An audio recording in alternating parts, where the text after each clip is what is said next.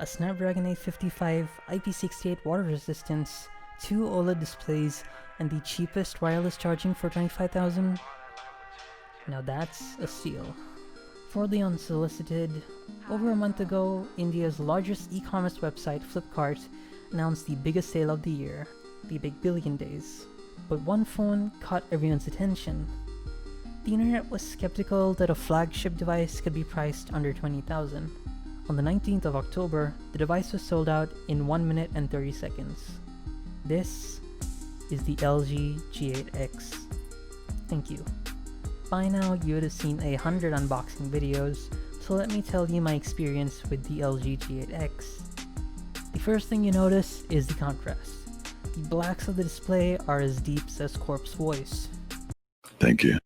This display is no slouch. Even the Note 10 Lite doesn't come close to the contrast levels of the LG's display. You'd be hard-pressed to find a device with such vibrant colors and deep blacks under 25,000, and this by far makes it worth the price tag. With the Snapdragon 855, there's basically nothing to complain about.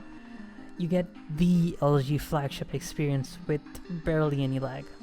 The LG UX9 is a skin layered on top of Android, which isn't the most intuitive experience, so I just slapped on no launcher to make my life easier.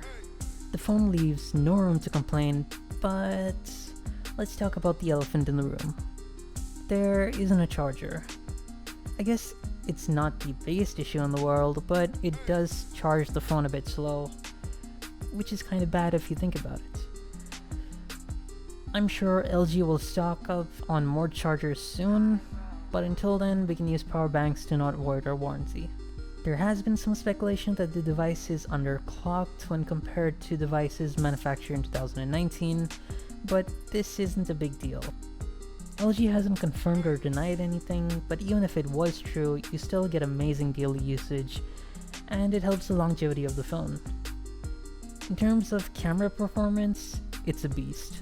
Sure, for 5,000 extra you could get a Pixel with an amazing camera experience, but compromising with a mid-processor, but the G8X supports Camera API 2, which should allow you to install Google's camera to get the best of both worlds. The only weakness is night shots, which needs a steady hand, and the selfie camera is focused at infinity for some apparent reason, which defeats the point of having such an amazing shooter. I did later then realize that you could just move the camera a bit farther from your face and get a bit more crisper and brighter images. Some issues I did have were with the battery life, but with adaptive battery turned on and restricting a few background apps, you could get easily 7 hours screen on time, which is on par with the iPhone 12. In my opinion, the dual display is more than a novelty, because once I removed the dual display, there were times that I reached out to open another app in the second display without realizing that the display wasn't there. In conclusion, is this phone worth it? Look at it this way. You get one of the best videography phones housing iOS for stability, with amazing audio recording, a decent camera, all the horsepower you need, an unmatched OLED display on par with Samsung's flagships, wireless charging, and a new experience with a secondary display that costs 14,000 to replace. Totally, all cost you 25,000.